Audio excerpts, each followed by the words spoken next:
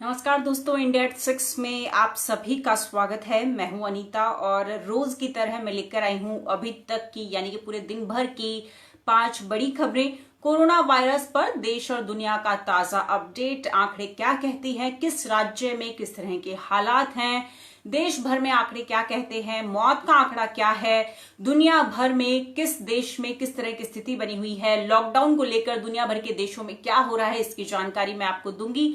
और साथ ही बात करेंगे आरबीआई के पूर्व गवर्नर रघुराम राजन ने लॉकडाउन का एग्जिट प्लान जो है वो एक तरीके से बताया है, उसकी स्ट्रेटेजी बताई है कि किस तरह से लॉकडाउन से बाहर निकलना होगा, तो वो भी मैं आपको बताऊंगी। और साथ ही कुछ और बड़ी खबरें भी आप लोगों के लिए है। लॉकडाउन को लेकर तमाम संशय बना हुआ है, मजदूरों से जुड़ी भी कुछ बड़ी खबरें आप लोगों के लिए। तो शुरुआत करते हैं सबसे बड़ी खबर पर और बात करेंगे कि रघुराम राजन ने लॉकडाउन की जो एग्जिट स्ट्रेटेजी बताई है उसके बारे में बात करेंगे। कांग्रेस के पूर्व अध्यक्ष राहुल गांधी ने आज आरबीआई के पूर्व गवर्नर रघुराम राजन से बात की। एक वीडियो कॉल के जरिए उन्होंने उनका इंटरव्यू लिया और बात की कि देश में या वैश्विक स्तर पर लॉकडाउन के चलते अर्थव्यवस्था की क्या चुनौतियां सामने हैं और उनका समाधान किस तरह निकाला जाए और लॉकडाउन से कैसे बाहर निकला जाए, टेस्टिंग कितनी ज्यादा होनी चाहिए, इन सब चीजों पे राहुल गांधी ने रघुराम राजन से बात की। तो रघुराम राजन ने एक चीज जो बहुत साफ कही वो ये कि सरकार कि आप लंबे समय तक लॉकडाउन में नहीं रह सकते। रघुराम राजन ने ये बात साफ साफ कही कि देश लंबे समय तक लॉकडाउन में नहीं रह सकता क्योंकि बहुत बड़ा आर्थिक संकट गहरा जाएगा और इसलिए लॉकडाउन से धीरे धीरे करके यानी चरणबद्ध तरीके से निकलना बेहद जरूरी है और इसके लिए सरकार को कुछ कदम उठाने होंगे, कुछ जरूरी कदम उठाने होंगे, जैसे कि मजदूर, गरीब, एक खास वर्ग को राहत पहुंचानी होगी। ये उन्होंने एक बड़ी बात कही। उन्होंने कहा कि मजदूरों तक मदद पहुंचाने की जरूरत है और साथ ही गरीबों और मजदूरों के खाते में मतलब कि कुल मिलाकर 65,000 करोड़ रुपए जो उनकी आर्थिक मदद है वो इन खास समुदाय को पहुंचाई जाए, इस खास वर्ग को, समाज के इस तबके को यानी कि गरीब और मजदूर, उन तक वो पहुंचाया जाए। साथ ही उन्होंने बताया कि लोगों में भरोसा पैदा करने की जरूरत है, यानी कि अगर सरकार 3 मई के बाद भी लॉकडाउन बढ़ाती है तो उससे पहले ये जरूरी है कि सरकार सभी लोगों को भरोसे में ले। राहुल गांधी ने पूछा कि लॉकडाउन कैसे खोले।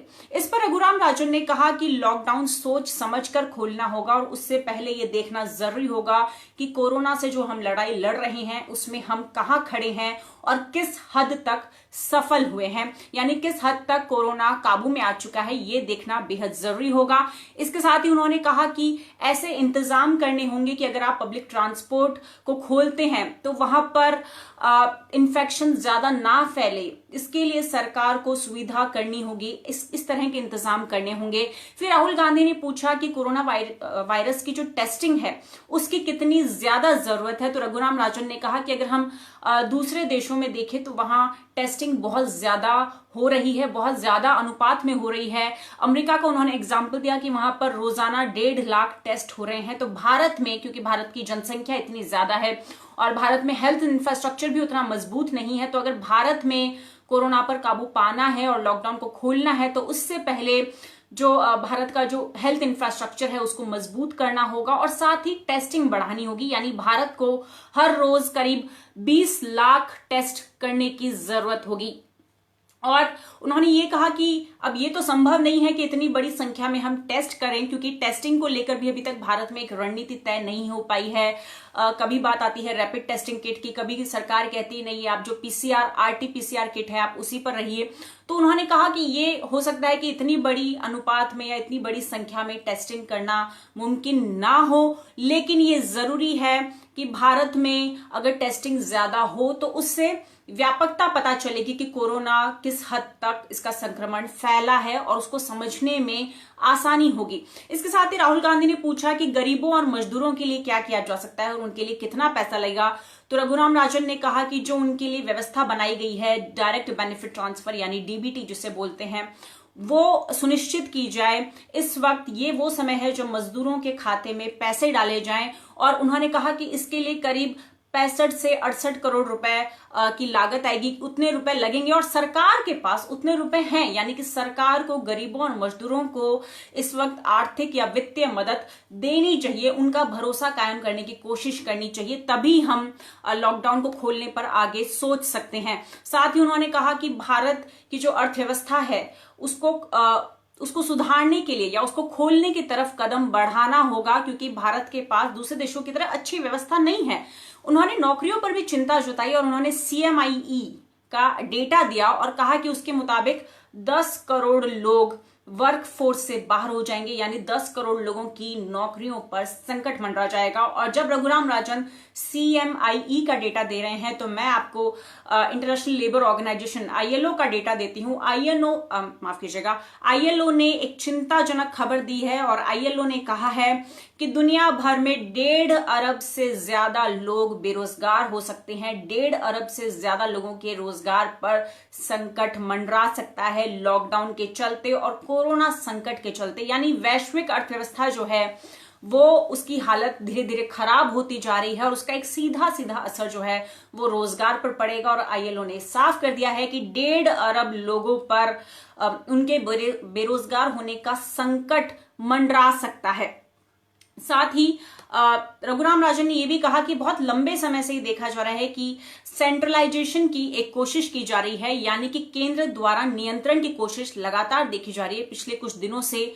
उन्होंने कहा कि ये जरूरी है कि हम ये देखें कि किस राज्य के पास क्या शक्तियां हैं, क्योंकि लगातार ये आ रहा है सामने कि बहुत सारे राज्य हैं जो बहुत अच्छा काम कर रहे हैं। तो इस वक्त में सेंट्रलाइजेशन की बजाय डिसेंट्रलाइजेशन की जो व्यवस्था है उसको मजबूत करना चाहिए, उसको बढ़ाना चाहिए। साथ ही उन्होंने ये भी कहा कि सामाजिक सद्भाव का एक तरीके से उसका भाव होना चाहिए लोगों में, क्योंकि ये संकट की घड़ी है और सब लोगों को आपस में मिलजुल कर काम करना होगा। तो रघुराम राजन ने लॉकडाउन से एग्जिट प्लान, जो एग्जिट स्ट्रेटेजी है वो उन्होंने साफ कर दी है कि अगर सरकार को 3 मई के बाद लॉकडाउन बढ़ाना है तो सरकार को जो आर्थिक चुनौतियां हैं उनको ध्यान में रखना होगा और भारत लंबे समय तक लॉकडाउन में नहीं रह सकता है। इसके लिए सरकार को चरणबद्ध तरीके से लॉकडाउन को खोलना होगा और इसके लिए सबसे ज्यादा जरूरत है एक खास वर्ग पर ध्यान देने की, जैसे कि गरीब और मजदूर। उनको वित्तीय मदद, उनको आर्थिक मदद पहुंचानी होगी। सरकार को लोगों में भरोसा कायम करना होगा और साथ ही भारत का जो हेल्थ इंफ्रास्ट्रक्चर है उसको भी मजबूत बनाना होगा, उस ओर भी ध्यान देना होगा। और जो कि हम लॉकडाउन के बारे में बात कर रहे हैं, लॉकडाउन को लेकर लगातार संशय की स्थिति है। हालांकि अब ये थोड़ा साफ होता दिख रहा है कि सरकार कभी भी लॉकडाउन को आगे बढ़ाने की घोषणा कर सकती है। ये साफ हो गया है कि रेड जोन की लॉकडाउन आगे बढ़ेगा और रेड जोन वाले इलाकों में कोई छूट नहीं दी जाएगी। जो ग्रीन जोन है या जो कम संक्रमण वाले इलाके हैं या वो जहां पर संक्रमण बिल्कुल नहीं पहुंचा है वहां छूट दी जाएगी, लेकिन रेड जोन में कोई छूट नहीं दी जाएगी। तो गृह मंत्रालय की तरफ से ये कहा गया है बुधवार को कि नए दिशा निर्देश जो हैं वो जारी किए जाएंगे। जल्दी ही नई गाइडलाइंस जारी की जाएंगी, जिसके मुताबिक ये माना जा रहा है कि कुछ जिलों में रियायतें दी जा सकती है, कुछ जिलों में लॉकडाउन से छूट दी जा चुकी है। लेकिन लगातार मैं आपको अपडेट देती आई हूं कि पहले ही बहुत सारे राज्य लॉकडाउन को आगे बढ़ाने के लिए कदम उठा चुके हैं। जैसे कि कल ही मैंने आपको बताया था कि पंजाब ने 2 हफ्तों के लिए कर्फ्यू को आगे बढ़ा दिया है, यानी पंजाब में 3 मई तक ऑलरेडी कर्फ्यू लगा हुआ है और अब पंजाब सरकार ने कहा है कि वो 2 हफ्तों के लिए और आगे बढ़ गया है। इसके साथ ही त्रिपुरा में कल रात को त्रिपुरा के जो मुख्यमंत्री हैं बिप्लब देव, उन्होंने ये कहा कि जब तक कोविड-19 की वैक्सीन नहीं आ जाती तब तक त्रिपुरा में लॉकडाउन पूरी तरीके से नहीं हटेगा। आपको बता दें कि त्रिपुरा एक कोरोना फ्री स्टेट है, वहां पर अब कोरोना का कोई भी एक्टिव मामला नहीं है, तो वहां पर लॉकडाउन में छूट दी जा चुकी है ऑलरेडी। लेकिन पूरी तरीके से लॉकडाउन तभी हटेगा जब कोविड-19 की वैक्सीन आ जाएगी, और ये कहना है त्रिपुरा के मुख्यमंत्री बिप्लब देव का। इसके साथ ही तेलंगाना में आप सबको पता है कि 7 मई तक के लिए लॉकडाउन को आगे बढ़ा दिया है। उत्तर प्रदेश पहले ही बोल चुका है कि उत्तर प्रदेश राज्य की जो सीमाएं हैं वो 30 जून तक सील रहेंगी। आप लगातार ही खबरें देख रहे होंगे कि हरियाणा ने भी बॉर्डर सील करने का ऐलान किया है, तो हरियाणा और दिल्ली बॉर्डर्स भी अब सील की जा रही हैं। आज ही गुरुग्राम ने बोला है कि 1 मई से गुरुग्राम और दिल्ली की जो बॉर्डर्स हैं वो सील हो जाएंगी। तो इस तरीके से बहुत सारे राज्य पहले ही लगातार कदम उठाते आए हैं। इससे पहले कल मैंने आप लोग को एक जरूरी जानकारी दी थी कि गृह मंत्रालय ने गाइडलाइंस जारी की हैं, जिसके बाद देश के दूसरे राज्यों में फंसे जो मजदूर हैं या स्टूडेंट्स हैं या जो पिलग्रिम्स हैं वो अब वापस अपने राज्य लौट सकते हैं। उनके लिए इंतजाम करने के लिए गाइडलाइंस जारी की गई थी कल, लेकिन उसके बावजूद भी हालात में ज्यादा सुधार नहीं आया है, यानी मजदूरों का संकट लगातार बना हुआ है। हमने कई राज्यों ने इस दिशा में कदम बढ़ा दिए हैं, जैसे आज दिल्ली ने भी कहा, उत्तर प्रदेश, बहुत सारे राज्य हैं जो दूसरे राज्यों में फंसे अपने मजदूरों और छात्रों को वापस लाने के लिए बसों का इंतजाम कर रही है, कदम उठा रही है। लेकिन इस बीच कई राज्य ऐसे भी हैं जिनके सामने ये संकट लगातार बना हुआ है, जिसमें दो राज्यों का मैं जिक्र करूंगी। एक पहला राज्य है छत्तीसगढ़ और दूसरा है बिहार। इन दोनों ही राज्यों के सामने इन दोनों ही राज्यों की जो सरकारें हैं वो कहीं ना कहीं असमर्थ नजर आ रही हैं मजदूरों के संकट से उबरने में। वो असमर्थ नजर आ रही है। छत्तीसगढ़ का अगर मैं बात करूं तो छत्तीसगढ़ में ओडिशा और महाराष्ट्र से बहुत बड़ी संख्या में जो मजदूर हैं वो छत्तीसगढ़ में एंटर कर रहे थे, पैदल ही वो अपने राज्यों के लिए रवाना हो रहे थे। लेकिन अब छत्तीसगढ़ सरकार की तरफ से या छत्तीसगढ़ प्रशासन की तरफ से सामने आया है कि वहां पर राहत शिविर में मजदूरों के रहने के लिए जगह नहीं है, और अब जो मजदूर राहत शिविर में रह रहे थे छत्तीसगढ़ में, वो भी अपने अपने राज्यों के लिए पैदल रवाना हो गए हैं। दूसरी तरफ ये कहा जा रहा है कि इन शिविर में रहने वाले लोगों को उनके राज्य भेजा जा रहा है, लेकिन जो बाहर से प्रवासी आ रहे हैं, यानी कि छत्तीसगढ़ को जो क्रॉस करने वाले मजदूर हैं, तो दूसरे राज्यों के मजदूर जो छत्तीसगढ़ राज्य में एंटर हो रहे हैं, उनको भी राहत शिविर में रहने की उनकी कोई व्यवस्था नहीं की जा रही है। तो छत्तीसगढ़ सरकार या छत्तीसगढ़ की तरफ से ये एक बड़ी खबर है कि वहां पर किस तरह मजदूरों को दिक्कतों का सामना करना पड़ रहा है। बिहार की अगर हम बात करें तो बिहार सरकार भी इस मुद्दे को लेकर कहीं ना कहीं मजबूर नजर आ रही है। केंद्र सरकार ने जब गाइडलाइंस जारी की उसके कुछ ही घंटों के बाद बिहार के उप मुख्यमंत्री सुशील मोदी ने ट्विटर पर गृह मंत्री और प्रधानमंत्री को बधाई दी थी। लेकिन जब नए गाइडलाइन जारी हो गए तो फिर इसके बाद बिहार सरकार जो सुशील मोदी हैं, उन्होंने जब पत्रकारों से बात की और पत्रकारों से जब उन्होंने बात की तो उन्होंने कहा कि ट्रेन चलाने की अनुमति नहीं दी गई है, बसों से ही मजदूरों को वापस आना होगा, लेकिन हमारे पास इतनी बसें नहीं हैं, तो हमारे पास इतनी बसेस अवेलेबल नहीं है। यानी बिहार सरकार ये कह रही है कि उनके पास इतने इंतजाम या इतने साधन उपलब्ध नहीं हैं, इतनी बसें उनके पास उपलब्ध नहीं हैं कि वो दूसरे राज्यों में फंसे अपने मजदूरों को वापस ला सकें। हालांकि अभी थोड़ी देर पहले ही एक खबर सामने आई है कि बिहार सरकार ने जो नोडल अधिकारी हैं उनकी नियुक्ति से जुड़ा हुआ एक गाइडलाइन जारी किया है, जिसमें ये कहा गया है कि वो मजदूरों को वापस कैसे लाएंगे। तो इसकी प्रक्रिया मुझे लगता है कि शुरू हो गई है, लेकिन फिर भी कहीं ना कहीं लगातार बिहार सरकार पर ही दबाव बन रहा था। जब उत्तर प्रदेश, मध्य प्रदेश समेत कई राज्य दूसरे राज्यों में फंसे हुए अपने छात्रों और मजदूरों को वापस अपने राज्य लेकर आ रहे थे, तो लगातार बिहार सरकार से सवाल पूछा जा रहा था कि आप अपने जो दूसरे राज्यों में फंसे हुए आपके मजदूर हैं या छात्र हैं, आप उनको वापस क्यों नहीं ला रहे। तो लगातार उनके ऊपर एक प्रेशर बना हुआ था, और कल जब केंद्र सरकार की तरफ से गाइडलाइंस जारी हो गई हैं तो उसके बाद अब बिहार सरकार भी शायद इस ओर कोई कदम उठाए। वहीं आज सुबह अगर आप लोगों ने खबरें फॉलो की होंगी तो आपको पता होगा कि मध्य प्रदेश और महाराष्ट्र की सीमा पर बहुत हजारों की संख्या में मजदूर फंसे हुए हैं। ये मजदूर मध्य प्रदेश में एंटर कर रहे थे महाराष्ट्र की तरफ से, अब उन्हें पुलिस ने सीमा पर ही रोक लिया है। सेंधवा के पास राष्ट्रीय राजमार्ग 3 के मुंबई बड़वानी खंड के बीच में ये मजदूर फंसे हुए हैं, और अब ये माना जा रहा है कि वहां से इनको बसेस के थ्रू इनके जो राज्य है वहां भेजा जाएगा। लेकिन अभी भी ये सारी खबरें मैं आपको इसलिए बता रही हूं क्योंकि सरकार ने गाइडलाइंस जारी कर दी हैं, लेकिन उसके बावजूद हमें देख रहे हैं कि मजदूर, बड़ी संख्या में मजदूर, लॉकडाउन जब पहला चरण लगा था यानी 25 मार्च के बाद से लगातार मजदूर, हर राज्य के मजदूर लगातार पलायन कर रहे हैं, वो लोग पैदल चलने को मजबूर हैं। तेलंगाना सरकार ने कह दिया है कि बसेस में लोग कैसे 3-4 दिन तक ट्रैवल करेंगे। केंद्र सरकार को ट्रेनों का इंतजाम करना चाहिए था, यानी ट्रेनों के संचालन की अनुमति देनी चाहिए थी। कर्नाटक सरकार ने इस कदम की अनुमति तो दे दी है, लेकिन कर्नाटक सरकार ने साफ कह दिया है कि जो मजदूर और छात्र अपने राज्य लौटना चाहते हैं उनको अपना खर्चा खुद उठाना पड़ेगा, उनको अपना खर्च यानी कि जो ट्रांसपोर्ट का खर्च है वो खुद वहन करना होगा। इसके साथ ही आज राजस्थान सरकार की तरफ से भी कहा गया कि अगर ट्रेनों का संचालन होता तो शायद थोड़ी उनको मदद मिलती, हालात इतने ज्यादा गंभीर नहीं होते, क्योंकि राजस्थान सरकार ने जैसे दावा किया है कि उनके 6 लाख से ज्यादा मजदूर दूसरे राज्यों में फंसे हुए हैं, तो वो इतनी बड़ी संख्या में मजदूरों को वापस कैसे लाएंगे। तो इसलिए उन्होंने कहा कि शायद सरकार को, यानी केंद्र सरकार को ट्रेनों का संचालन करना चाहिए था। लेकिन उसके बाद आज शाम को एक बार फिर गृह मंत्रालय की तरफ से साफ साफ कह दिया गया है कि बसेस से ही मजदूरों या छात्रों या पिलग्रिम्स को एक राज्य से दूसरे राज्यों को ले जाया जाएगा, इसके अलावा कोई और साधन नहीं होगा। यानी कि अगर अब उन्हें एक राज्य से दूसरे राज्य जाना है तो सभी सरकारों को बसों का ही इंतजाम करना होगा। अब भारत का अपडेट अगर मैं आपको दूं तो देश में लगातार हालात बिगड़ते जा रहे हैं। पिछले 24 घंटों में देश में 1823 नए मामले सामने आए और 67 लोगों की मौत दर्ज हुई है। देश में कोरोना के मामले 33,610 हो गए हैं और 1075 लोगों की अब तक मौत हो चुकी है कोरोना के चलते। वहीं 8,372 लोग ठीक भी हो चुके हैं।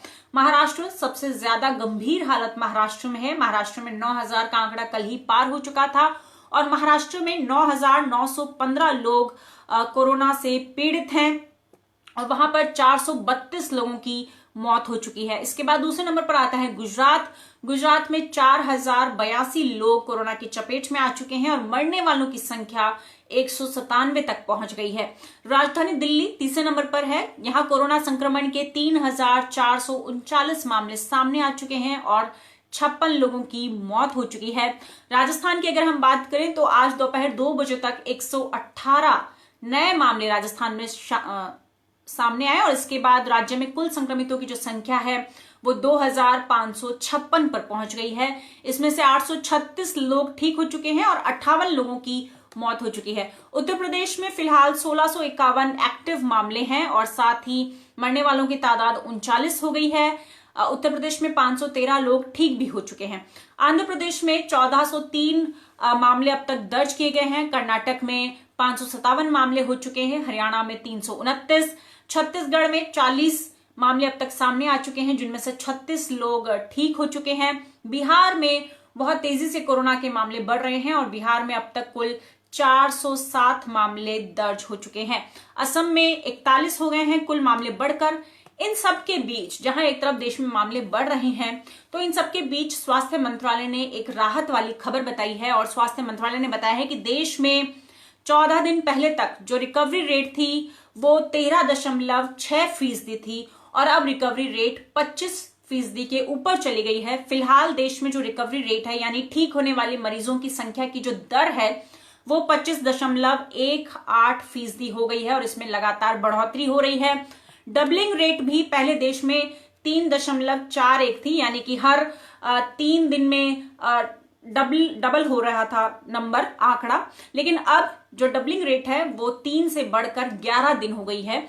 और इसके साथ ही कुछ ऐसे राज्य हैं जैसे कि उत्तर प्रदेश, दिल्ली, जम्मू कश्मीर, ओडिशा, राजस्थान, यहाँ पर डबलिंग रेट जो है वो राष्ट्रीय दर से काफी बेहतर है। यहाँ 11 से 20 दिन में केस यानी मामले दोगुने हो रहे हैं। तेलंगाना, छत्तीसगढ़ और हिमाचल प्रदेश जैसे कुछ राज्य हैं जहां पर डबलिंग रेट 40 तक पहुंच गई है, यानी 40 दिनों के अंदर, 40 दिनों के बाद वहां मामले दोगुने हो रहे हैं। और इसके साथ ही स्वास्थ्य मंत्रालय ने बताया कि देश में अब तक जितने भी लोग मरे हैं उनमें 65% पुरुष हैं और 35% महिलाएं शामिल हैं। लेकिन इन सबके बीच में एक बड़ी खबर और आई है और ये कहा जा रहा है कि 3 राज्य, बिहार, झारखंड और पश्चिम बंगाल, इन 3 राज्यों को काफी सतर्क रहने की जरूरत है, क्योंकि यहाँ ये 3 राज्य आने वाले दिनों में कोरोना के बड़े हॉटस्पॉट बन सकते हैं।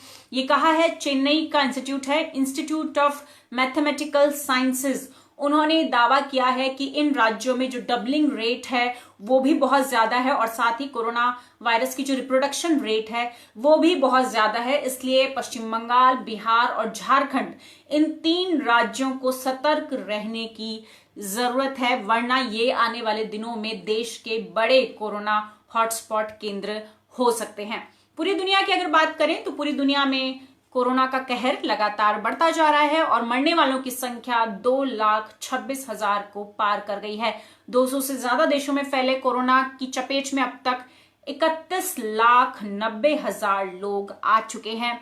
अमेरिका में हालात गंभीर होते जा रहे हैं। अमेरिका में अब तक 60,853 लोगों की मौत हो चुकी है और 10,38,000 से ज्यादा लोग अमेरिका में कोरोना की चपेट में आ चुके हैं। और अमेरिका में जो आर्थिक नुकसान है वो बहुत ज्यादा हो रहा है। उसकी जो अर्थव्यवस्था है उसको बड़ा झटका लगा है।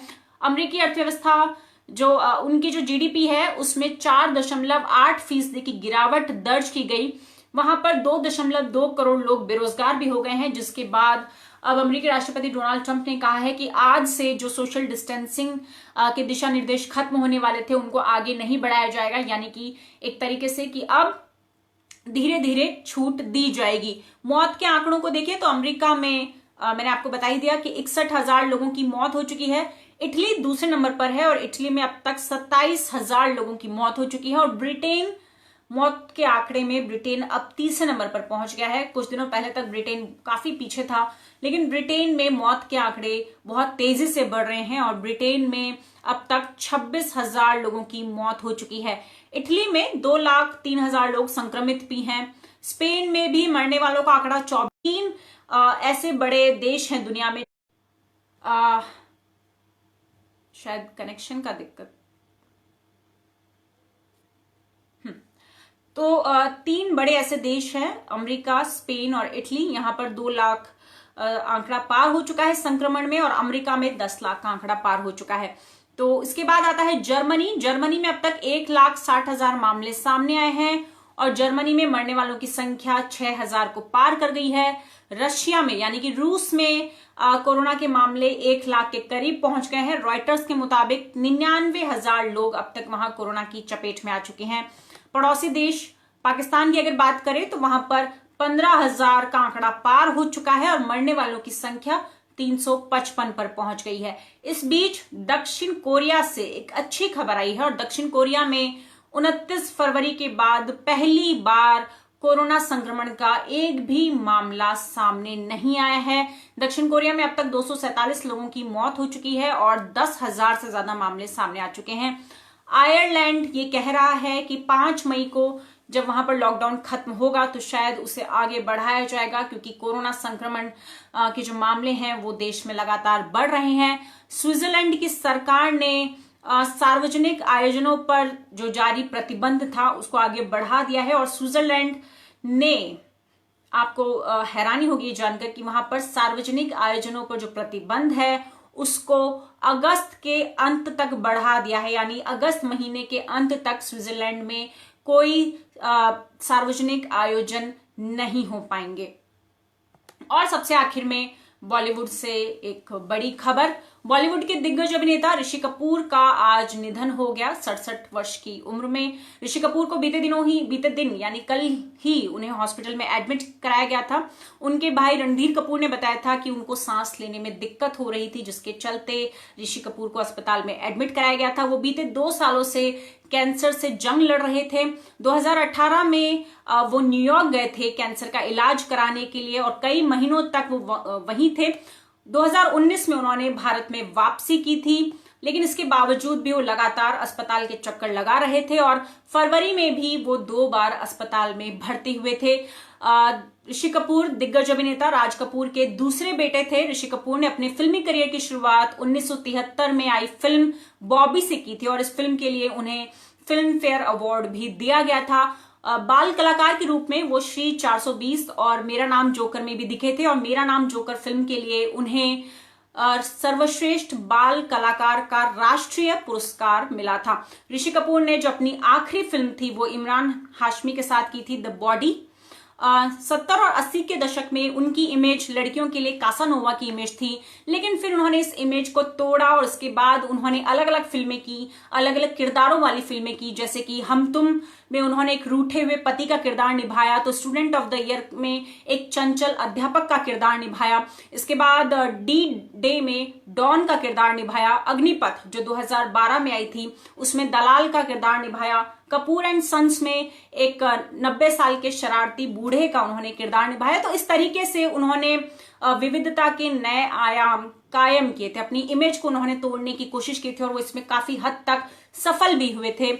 उनका जाना बॉलीवुड के लिए और इस देश के लिए किसी झटके से कम नहीं था, क्योंकि बुधवार को यानी कल ही बॉलीवुड के एक और अभिनेता इरफान खान का निधन हुआ था और फिल्म जगत और देश उनके निधन की खबर के बाद उबर भी नहीं पाया था। और आज एक बड़ा झटका बॉलीवुड को लगा और दिग्गज अभिनेता ऋषि कपूर हम सभी को अलविदा कह गए।